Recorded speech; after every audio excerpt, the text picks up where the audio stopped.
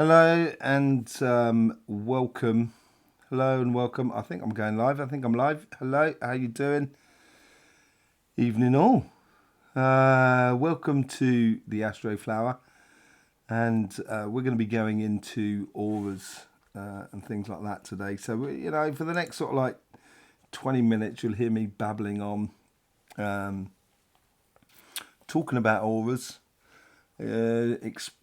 explaining what my experience is of observing auras over the last 30 odd years. It just goes so quickly, doesn't it? You know what I mean? Before you know it, I felt like last week I was running in a three-legged race in my junior school at 8 with Michael Oddie, and now, 30, 40 years later, everything's completely changed. So we're going to be talking about auras. Yeah, I can't see if you've got any questions. We will be doing them after we've gone into what auras are all about and stuff like that. So, as people gradually come in, you'll be able to pick it up as you go along. So let's just go straight in. We're going to be talking about, as I said, auras. So this is my impression of an aura. This is like obviously a photo thing. It wasn't me in space, but it's like it comes close to the sort of thing I see. I don't normally get these bands as it were. You can do. It's not that you can't, but you can do. But it's much more sort of. It's really translucent, and we tend to sort of like see things that comes in sort of bands across rather than like plumes of colour that comes through, and it's constantly moving. It's constantly moving about, and because it's constantly moving about, because it's tied in with our emotional sort of system, and so what it is, the actual aura here that you will see, and you can see this on many other things like, sort of Killian photos, for example. Let me just bring some of them up. There you go. There's some Killian photos. And, you can see these sort of like these blobs of energy, or as it were, these blobs of colours. And that's very true to what it sort of looks like to me when I'm sitting down there in front of someone. I've got to say, it's a little, that here is a little bit more sort of electrical more than anything else. When I'm looking at auras, it tends to be, there's great colours, and sometimes it does fill completely the room. It depends on the intensity, but it doesn't disturb as well my capacity to see the physical world, as it were. So, but it does sort of, as you can see on this lady here, on this side here, you can lose the shape and the detail of the face, as it were, and so forth. And I get that within sort of photographs, within sort of auras as I'm sitting there and looking at someone in front of me, and it's like. That's why I've said on the title, it's like a sensory and memory aspect of it all. The aura, as I say, is the magnetic field. And auras, you can get auras around everything. If I just bring up, here's like a equivalent of the magnetic field of the Earth. You've got the South Atlantic anomaly, and this is all to do with pole shift. And this is reducing, and this is increasing in size, so it's sort of one's going up, the other one's going down, and that's what pole shift's all about. And you get these sort of changings of colours, and it gives us a sort of mood of the earth, as it were. And we get the same thing within nature itself. Now, this is a Kean photograph as well, which I really love. This is an organic mushroom, and this is a non-organic mushroom. So you can see the electrical charge that you get out of natural organic stuff than what you do out of non-organic stuff. And think of that. So everything you eat is it's a sort of, everything you eat is like a medication. And so everything you put into your body has this electrical charge within it, and you're processing that electrical charge as well, which gives us part of the energy in order to do things. It gives the body the physical aspect, but it also gives us the energy emotionally to do things. So, as human beings. So we get these different types of magnetic fields, or these auras around everything. And as I say, they're the magnetic field. If you can imagine it, you've got like the chakras are like cables, electrical cables that go around. They go around you, that make up these sort of flower shapes they're not actually turning, but as the pulses come through, it gives an elliptical illusion that the thing is actually turning. If you follow the pulse of energy, it feels like they're turning and moving. And they do, in a way, in regards to their amount of intensity. And that electricity that's going through what I guess everyone would call our light being, although it's not shaped like a human being, that energy that's going through those cables create a magnetic charge. Now, and which is then our aura. So this is how auras are made. The physical world and the energy world, they exist together. Which comes first, material or energy? I would say energy every single time, without shadow of doubt. It gives the possibility for material to exist in what would be equivalent of nodes in the nodes sort of within where energies cross over. And the nodes that's what our auras are, basically. They're nodes in the electrical sort of light aspect of it all. So when you get like a chair has an aura, but it has a lot more sort of nodes in it than it does have cable. So then therefore the energy is fixed in a position a lot more, which gives it a smaller aura. So when you're looking at non-living things, the auras tend to be a lot smaller, a lot sort of thinner. Yeah. Okay. On the person. So you get this aura around everything, and you can see these auras around everything if you so choose. And we've got, multitudes of studies on the effects of magnetic fields to certain aspects of our eyes. And they've done this on animals. And I noticed this was some years ago, actually. You got the Max Planck, I think it comes from, this original article which says, does your dog have a super sense? My dog does. Don't know about you, my dog does. Cody has a super sense, and he knows how to play that super sense. Researchers find a molecule that can sense magnetic fields in the eyes of canines, bears, and orangutans. They go even much further. There's a lot more in other species such as birds, sharks. There's a multitudes, and it really is. It's a field that I think is going to become more and more important as we go through time. Here's the original Max Planck University in Germany, which goes into all the findings that you have over the molecules and the magnetic fields that give us the perception of being able to see the magnetic fields. Now, this is the reason I was talking about chairs or non-living objects is because the magnetic fields is a sensory thing, so it's emotionally driven within the human world, but also within the vegetable world, and also within, to a certain degree, within the earth, although it's a lot further, much bigger up in the way of a consciousness than us as individual humans.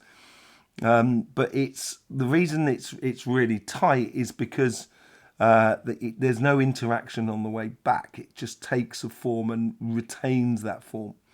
Whereas an aura on a living being moves and mutates in colour according to the frequency that's coming through. So if you have a particular type of colour that's playing through your aura, and it depends where that colour is as well. I've got to say, if you get a lot of red around this sort of section here, it's obviously going to make your thinking a little bit, a little bit hot-headed and a little bit sort of like full on, as it were, which is going to can make for conflictual situations, but it also can make for sort of a determination within your mind's eye, which is really good as well. It depends on what you're doing at the moment that this is happening within you.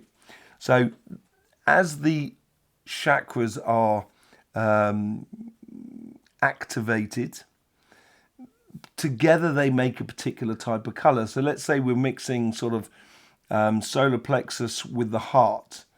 And it could be a case that the solar plexus and the heart is mixing together. So you get a green and a yellow, and it becomes a lot more sort of a lighter green because it's a lot more excitable and wanting to get on and do and get things, and do things and engage in life.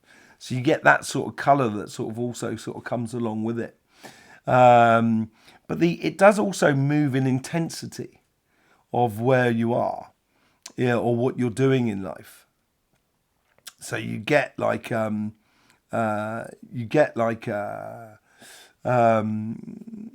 movement of your energy. Say like if you're thinking or if you're working on your logic a lot, that component there needs a lot of energy to think with the mind, because we don't actually think with the mind, but we process a lot of the information with the mind. And sometimes we can be stuck in that mind, which draws all that electricity, and you can see that in someone's aura, because the other part of the aura tends to be a little bit grey. That's the best way to describe it, I guess. A little bit grey, a little bit lacking in vitality. And that can create like an offset aura that sort of is a little bit difficult to, like an inverse pyramid. So it can create anxiety. It can create problems to do with sleep. It can, problems to do with, just spatial awareness as well, bizarrely enough. And also bouts of anger and stuff like that. And I think that's due to the frustration that people feel when we're just overthinking. And that can play a lot onto people's lives. So it corresponds to what you are doing as a person and what you want to achieve in life. But also, as I said, it's a sensory thing. So there's a two-way situation going on here. There's your interaction with the outside world and the outside world's interaction with you. So let's say you walk into a room and you feel the air. That's what it is. It's like, and someone walks in and we say, oh, they're very, they've got a very strong aura. They're in people are in awe of that person, and they have a strong magnetic field. It's going to affect the way in which you channel your energy through you into the different chakras according to the people that you're meeting. So if you walk into a room that's, say, like a little bit, shall we say, depressed or something like that, and you walk in, you go, oh, blimey, it's a bit heavy in here. And it could be, that's what your aura is sensing. And then it will then sort of relay your information through to your chakras. And your chakras will then deal with the situation, how you deal with the situation. Now, it doesn't necessarily mean that there is a one standard rule for everybody, because everybody is completely different. Everybody has different engagements in life. So you have certain chakral sort of models set up, kind of going, okay, to deal with the situation, I need to be like this, boom. Which helps you to deal with, the the situation that's going on in the room that you just walked into. So it's got that sensory sort of thing. And you can then, let's say you walk into a room that's a little bit sort of like, a bit morose, as it were. And you walk in and you say something like, something stupid that makes everybody kind of go, oh, it makes everyone laugh. All of a sudden you can change the air just like that. Because it's points of electricity. Is it points of electricity, or points of energy within life? It's like a switch. It's almost as if like you come along and then you switch everybody's aura into a certain way, or the magnetic field in the way that's around you, that allows you to open up to connecting everybody on the same sort of vibration. You must have seen those videos of people who start laughing on trains, and then everybody else starts laughing. That's a very physical effect, but it's like someone yawning. We start yawning. It's just the way it goes. Even talking about it makes me want to yawn. But that's that whole sort of way in which you can help influence the outside world with your aura, and the outside world can influence you through your aura. Okay? So, yeah, and let's take it down to a one-to-one sort of scenario, where you have some people can talk about the fact that they're having, someone is, energy vampires. That you're talking to someone and they're really tiring you out and stuff like that. It's simply because they have a habit of having the frequency going through them and the aura setting that is continual, and it's affecting it's affecting your magnetic field. So then you start pulling on the similar sort of energies, or the similar sort of frequencies, and the similar sort of chakra sequencing that is actually quite tiring for you. It's not tiring for them, it's tiring for you. So they will go away from the situation thinking, oh, right, that's, they're really good because it's just fed their own personal energy sequencing. But for you, it could be very tiring. But they haven't actually taken any energy from you. That's what we should really understand here. They haven't, at no point have they ever sort of said, at no point have they ever sort of, excuse me, I'm just sort of sorting out my live here. At no point have they ever sort of taken any energy from you. They've just forced you to be in a position that you don't feel very comfortable with. So feeling your aura, and you can feel your aura, and you can feel it like subtle pressures upon your being, your physical being, around you.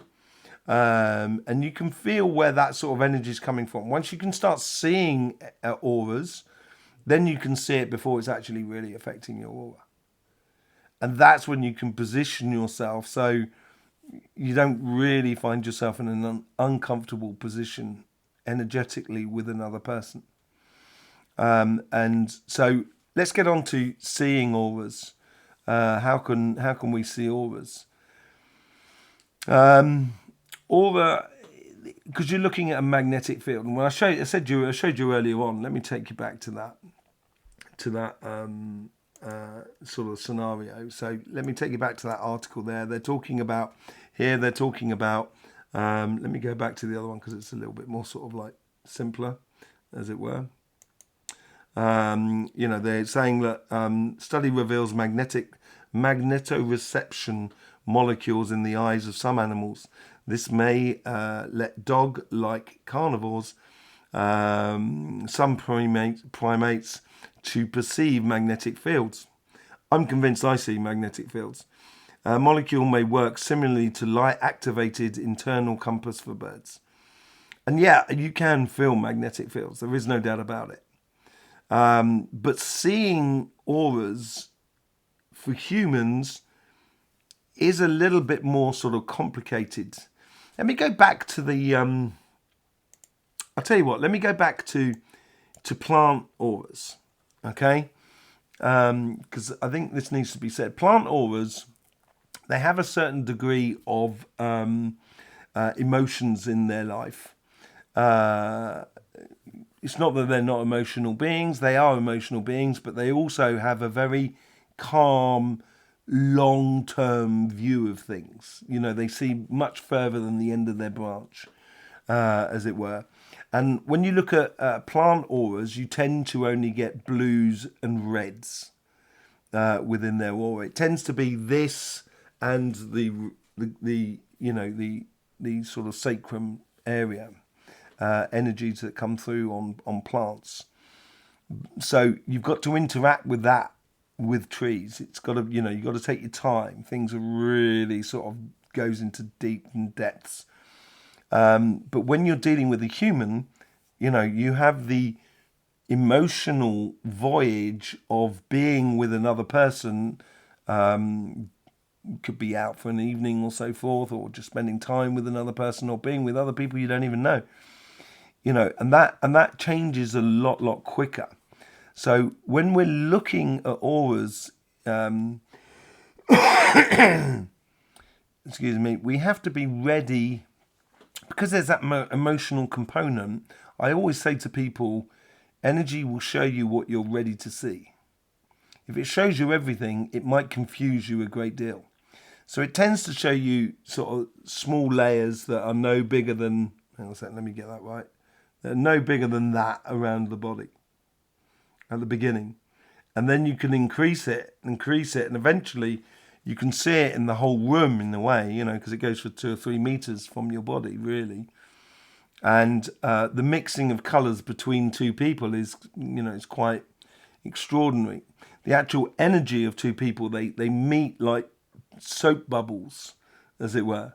So you don't actually lose your energy. It's just the integration between the 2. And the pair of you can create a collective aura, which you can see sometimes in those Killian photos. There is a big difference between the Killian photos that I showed you earlier on and actually observing an aura. And this is where we come into it a little bit differently. It's because Killian photos are working on light and electric, whereas the energy that is coming through your body is, you can compare it to electricity, you can compare it to light, but it's everything. Energy is literally everything. So it's not quite the same frequency. So when you're looking at auras, and this is why I'm talking about chairs and stuff like that, and node points, when we concentrate with our pupils, what we're looking for is the node points of the physical world, the crossing points of energy, which gives everything its form. And so we're looking for that physical point, the material point. When you're looking at energy, the difference here is that you don't want to be looking with your physical body. You want to be looking with your third eye, that culmination of the energy that goes through you, that gives this crossover point there, which gives you that internal vision and to see things in a different way. So when you're looking at energy at the beginning, do not try and look at it directly like I'm looking at you at the moment. You should almost just be looking off to the side in order to see the energy that is on one side of it all. And it's because energy goes in a frequency that curves slightly. And that's why we get an electrons going round, an atom, and so forth. And that affects the iris more than anything else, as far as I can tell. And so when I'm looking at auras, my pupils tend to go really small. And regardless of the color, the light is in the room, my pupils, if there's no light, my pupils will still go really small. And then you can activate the sensory vision, internal vision, which then allows you to see the world in a completely different way. And it's difficult for people when you can see an aura and you can see what's happening, you can almost see what people are, not what people are thinking about, but what intention they're giving to their thinking. That's sort of what you can see within auras. And I think it's, as with pole shift, and I was talking to someone earlier on today about this, Sylvie, the as pole shift comes into play, I think what it's going to do is going to open up that perception, or that capacity of perception that we can have, like everybody, to actually start seeing auras. Now, the reason I think is like sort of saying you're ready to see, it's a state of meditation when you're looking at auras. And you need to get into that place that no longer holds any judgment or preconception. Because that's not the way energy really works. Once you can get rid of all of that, and you know, when I'm doing healings and stuff like that, it's almost as if I no longer exist. And so I'm just observing, the observer, like in the quantum mechanics. I am the person who's observing the double slits experiment. So I'm just, you know, seeing what's happening, and then it helps me to work out, you know, what I can do energetically for the person, you know. And it doesn't, you know, it's an interesting field. It's a topic for another day. So when you're looking at auras, so if you concentrate, let's say, to look on someone's, if you look into someone's face and you concentrate on a part of their face, okay? But what you've got to do is you've got to concentrate your vision on this part of them there, which is just next to them. So you're not looking at that hand physically, you're looking at it with the periphery of your vision. And at that point there, you'll start seeing the auras starting to appear. You can then become conscious of your own aura as well. Okay? Now, I also put in the title that it's a memory thing. It's a memory of the soul. And it is a memory of the soul. It's like it's our processing chip. That's what it's like. It's like the processor in a computer that's allowing you to kind of go, okay, with those configurations, I have 3 memories that can be associated with those configurations. And those 3 memories may be very similar. Let's just say, for example, you've had a separation within your couple. And you might have had a separation within your couple in a past life. You might have had a separation with another person during this lifetime. And you can recognize the frequencies that are associated with that trauma or with that situation that then can bring to mind, bring to vision, inner vision of how you deal with this. And that's, you know, it's hindsight. That's what it is. It's hindsight, but that's what the aura accumulates the memory. It's like a memory bank for your experiences, because your experiences collectively go into an understanding about the karmic aspect of life, that I've come here to learn this. And I've come to learn one thing, but there's so many different sides to that one thing. If you just take anything, say like becoming rich, or, you know, becoming really, really rich, or very, very successful in a business, you've got to have lived another life where you were not successful at all in order to understand the success. Because otherwise you understand it from only one side. So although it's your experience in one life is contributing to a collective experience that you will be having, and then you can place that collective experience with other people's experiences, and that's what makes up the Akashic libraries. And in your aura retains the memory of this life, but it also has, and this is a strange thing, it's not strange, it's like if you go down the left hand side of the person by their thigh, like a holster position, you've got a book that you get all the past lives in. So you can look through your past lives and kind of go, okay, I need this memory that comes from there. Okay, yeah, and to deal with this thing, right? Okay, so it compresses it each time into this memory stick when we pass on. When this physical body has ceased to exist, this parrot is no more, sort of scenario. It's going to come to everything. Do not worry. Everything material world goes through it. And you take that with you. So your aura is acting mainly like a sensory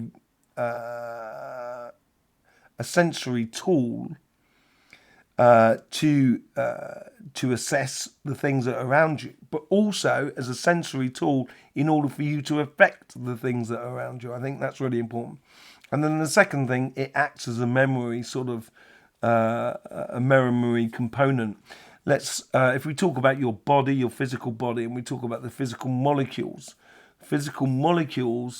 hold memory as well within the plasma of that of your body, of plasma within your blood and so forth. And it's a much better way of stocking information on the plasma within your body than on a memory stick. You can on a droplet of plasma, you can stock a huge amounts of information. But that information is for this singular life of this body. It doesn't connect to past life.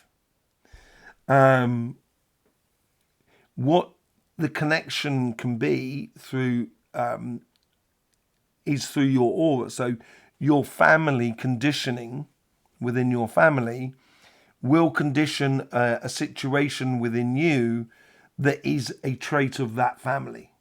Okay? It may not necessarily be a trait of you as a person or as a soul or as a spirit going back, but that family is set up in order for people to experience that type of setup, that type of historical, energetical imprint that we can put within our functioning of our energy. Okay, but the physical body, the memory within the physical body, you do not take it with you. And you give that physical memory to the earth. You give it back to the earth. So then the earth can, know what sort of life you've lived and what you're doing with the material, with the earth itself. It's the reason, certain tribes started doing, tattoos, because they were in totem poles and so forth. They express their experience of this life lived upon this planet for Mother Nature, and that's what our body does. That's what it carries the memory through. So every component within the system knows what's going on, and it's very much on a sort of physical sort of front and stuff like that. So and it does have this sort of like so the aura has a memory sort of thing. There's many other things as well. Let me just bring up the aura man, just so I've got a picture here. So you can find things around this part of the aura and around this part of the aura. For example, someone who's done hardcore substances, they tend to have an aura that is too smoothed off. And people who haven't tend to have it a little bit undulating. And that undulation allows for movement within the aura. People who do, and I mean doing hard substances over a very long period of time. It's not just on the once, although it can, because it can bring back that elasticity within the aura. So it can grow, and it can grow a little bit. It doesn't grow massively, but it does grow. and that helps with that whole mental thing that's going on there. But you can also see things like that are conflicts with other people, conflicts with the world that is around you. You can see that on this side here. It tends to be sort of bumpy energy when you're going, or bumpy field as you're going around it. So as I'm feeling someone's aura, you can feel it. It's sort of like it's abrasive in a way. On this side here, you can feel that it's like it's got bumps, smoother bumps, and that's to do with you know, you might say spiritual attachments, spirits attachments and stuff like that. Yeah, spirit attachments. I don't like that term, to be honest, because it's what it does is it's like you're constantly pushing on one side of your aura, and it makes like a blister, which becomes like a very sensitive point. So therefore, if you're talking to spirits, or if you've got like a spirit that you talk to a lot, they may have a great influence on you. And you know, spirits and so forth, normally at the end of one's life, you go upstairs and you don't come back. The only time you come back is when you're reincarnated in the body. You know, spirits have got to move on. You know, your grandfather, your grandmother is here to be your grandfather or your grandmother. They're not here to be your spiritual guide. And you've got to let them go as much as they've got to let you go and everything like that. And sometimes it's a bit difficult. And, you know, that can create complications on there. It can also, if people who go through a little bit of mind control or manipulation as well, you can see that on there as well. The other thing I can see as well on auras in particular, it tends to be around this sort of zone here, and we talked about it in the traumas. You get like this sort of like a stamp, a magnetic stamp, which then the person through that trauma starts bringing in or replicating that trauma, because it's creating a magnetic charge that is constant. And so that's what, you know, you may be sort of not necessarily seeking, but it will just naturally fall back into your life. So it's a good thing to get that thing sorted out, and through healing and stuff like that as well. So yeah, let me just see. I haven't seen any questions as yet. So if you're, I'll be rabbling on for hours otherwise. Is that sort of is that pretty clear? Has anybody got any questions out there? You know, I know there's several people watching, quite a few people watching. So and I haven't seen any sort of chats going on. So I don't know if you've got any questions. What else can I say about all this?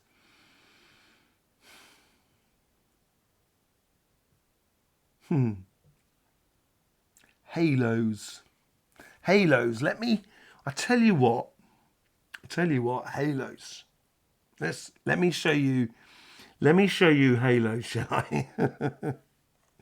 Let me show you some halos. I think that'd be quite good.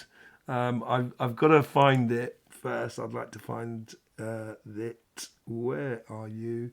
It's a certain video that I have. Let me find it. Is it that one there? No, it's not.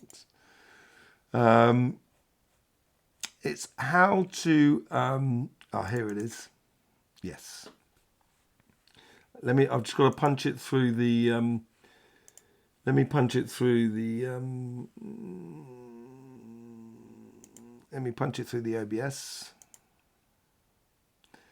Let me find out where it is. OBS. QuickTime, where are you? Okay.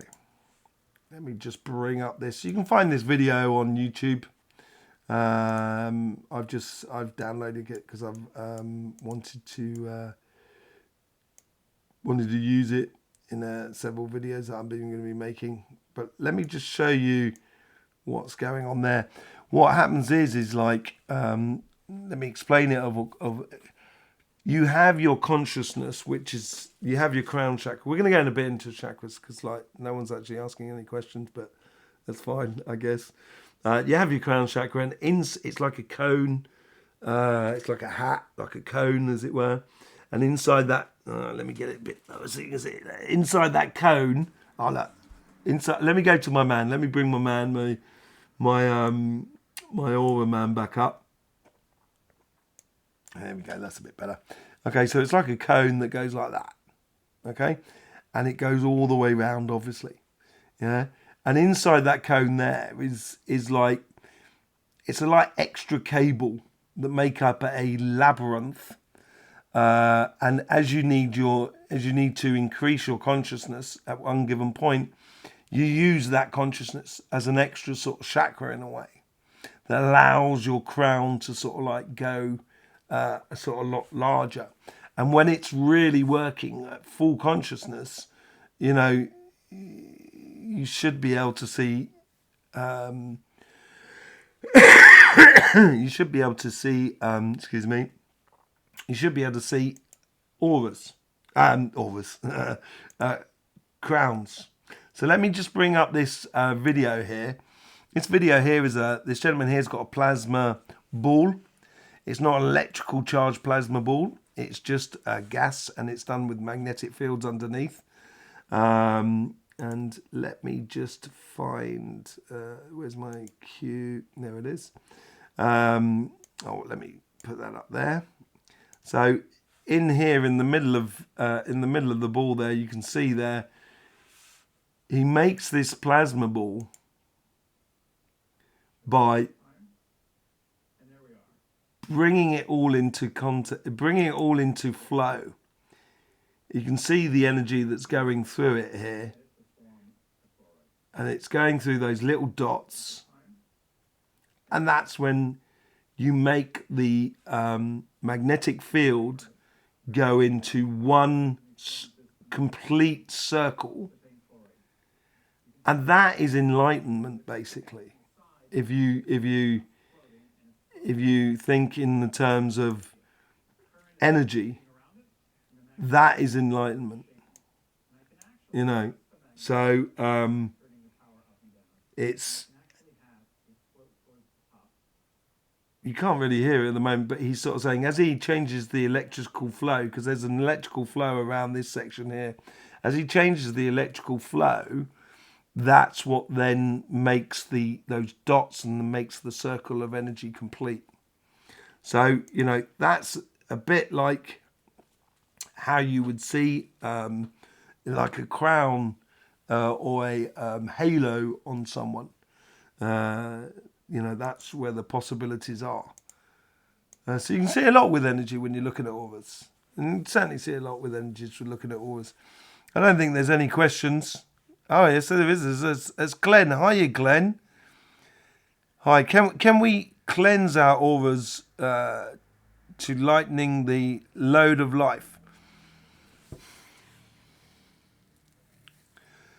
Yeah, I think it's on a daily basis, that, Glenn. I think, thanks a lot for the question, by the way, and I love your comments each week on the readings. Yes, you can do by getting in alignment with yourself. It naturally will clear itself out.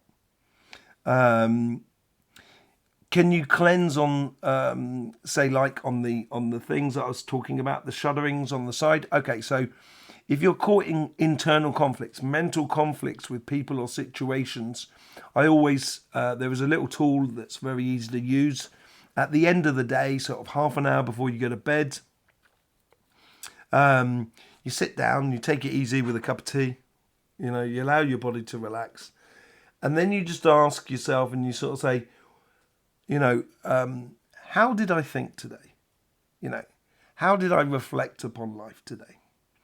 And you can see bits where you're kind of going, there I was a little bit annoyed or a little bit angry, or, you know, or that was a little bit conflictual, and I was thinking about a situation which doesn't make me feel good and everything like that.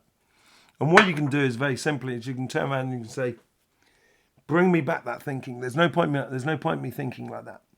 Because it's like a boomerang that we throw out, and that actually comes back and then just hits us. And then we kind of think, oh, someone's throwing sticks at me. But they're not really. We're doing it to ourselves. So you can avoid that repetitive thing within us very, very easily. You know, it doesn't stop us from being annoyed from a situation if you have reason to be annoyed. You know, With the entities that tend to be attached, the entities that can to attach to you because you've blistered on this side of your aura. Yeah, it's if you like, you've got like a recycling bin, which is around about there, around about my hand there. You got a recycling bin, and you can literally throw them in the recycling bin. It's as simple as that. Um, Sometimes it can be a little bit more sort of problematic, and the reason it can be problematic is not because it's like if someone puts puts a spell on you. It reminds me of that song now. Puts a spell on you, 'cause you're mine. Anyway, yeah, they sort of like they jinx you, and jinx only that sort of black magic only really works if you're also engaged in it. If you're not engaged in it, and it won't touch you. So you don't really have to do, sometimes that when I'm dealing with people's auras, that can be a little bit complicated. So it's just making sure that you're not giving your belief or your power over to another person that they can actually control you, because they can't, basically. On the magnetic impressions on the aura, yeah, no, it's difficult to recognize that you can recognize the physical effects of it. Say like if you grew up under someone some form of alcohol abuse, that someone else is an alcoholic within your family, there's a great chance that they will put that sort of thing on you, and then there's a good chance that either you or one of your member of your family, your children, something like that, can become an alcoholic. And it's like an illness, and like an energy illness that gets passed from one person to another. And that can sometimes be difficult to see from within you as an individual, sort of thing.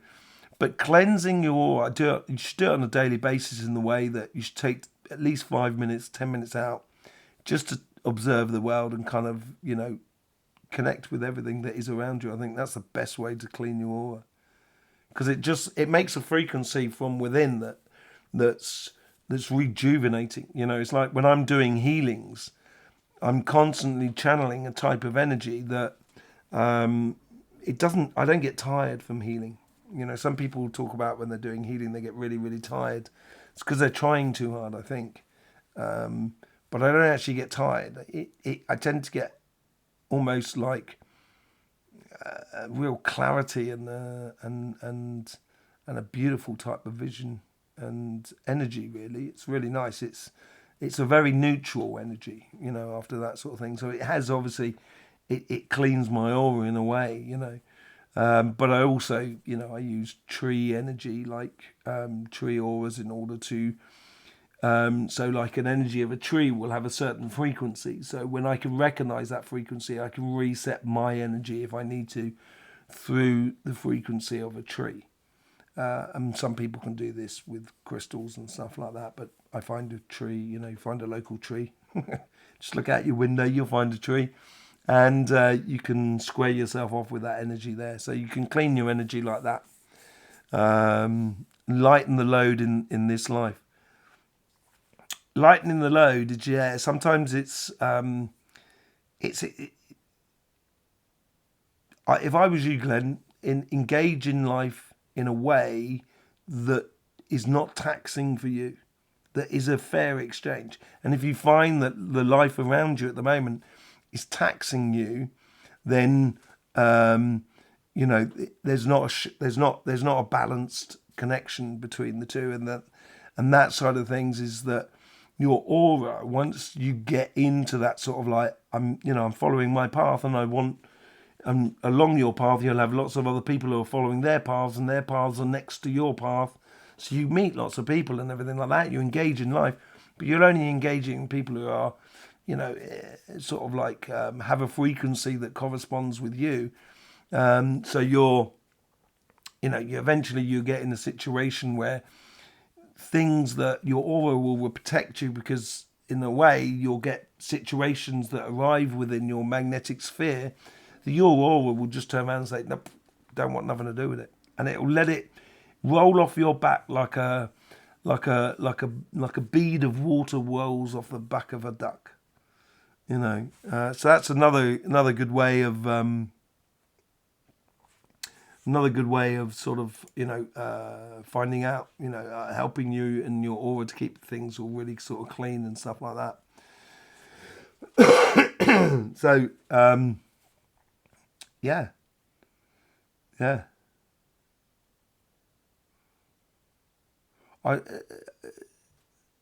Another idea is the pole shift energy as well. As the energy inverts itself, will this have effect on our aura? Yeah, I think so. I think that's a question I'm asking myself, by the way. I simply believe that your internal energy will come on the outside. Therefore, it's going to make perception and intuition and seeing auras a lot easier for a lot of people. And also, it's going to bring out that sense of true life.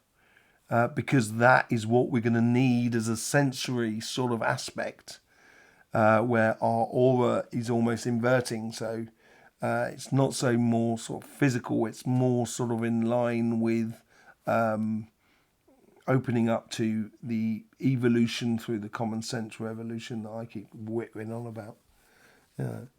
So, yeah, there you go. No other questions. I must have covered everything. I've got another 5-6 minutes. Wanted to talk about that also about I don't know if you've seen on the energy update. I was talking about that portal that was in the earth, in the center of the earth, and I've been investigating that quite a bit, and it seems to me like it's a precursor to the pole shift energy. It's a precursor and a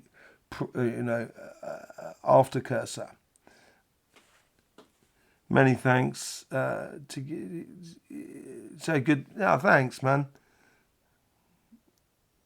Oh, that's lovely, Glenn. Thank you very much. Yeah, it's lovely to have you here as well. Because the thing is, I can sometimes I'm sure I make it very complicated. Sound a lot more complicated than it actually is. I try and keep it as simple as possible, but it's much easier when there's questions and so forth. But yeah, and so yeah, I think this. Thank you very much, Glenn. The the pole shift energy is gonna make us concentrate very much more on how we are interacting with the energy around us. And our inner energy, which is our most essential energy, as it were, the kundalini that goes up and down between the root and the crown, that is going to come to the surface. Then we're only going to engage in things that are actually for the evolution of the spirit, body, and soul of life. And that's where I think also we'll see a big change in the auras. A big change in the auras. So, yeah, there's anything else I can talk about in auras? Yeah, there's lots of things, I guess, But the main thing is having to have a good clean aura or good clean energy, you have to distribute that energy across your entire body.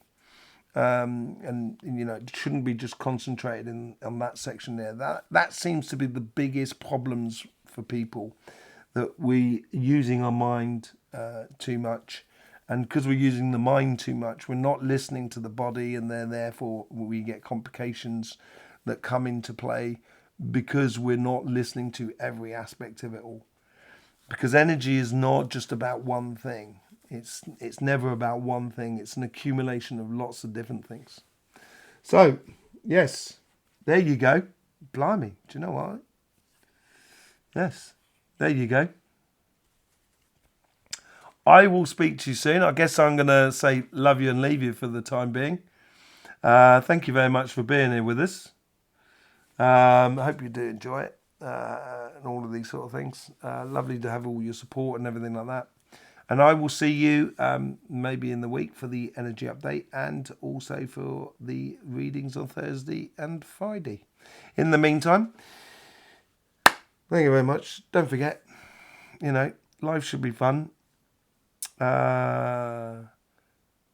Keeping grounded seems a good way to move forward. Yeah, keeping grounded is good. Keeping common sense. If it works for you, then it works for you. And, that's the main thing. And you will always be in the right place at the right time in order to experience and explore the greater sense of being, basically. Glenn. Love to you. Speak to you soon. In the meantime, yes, I guess it's just a case of don't forget, life should be fun. So please do enjoy.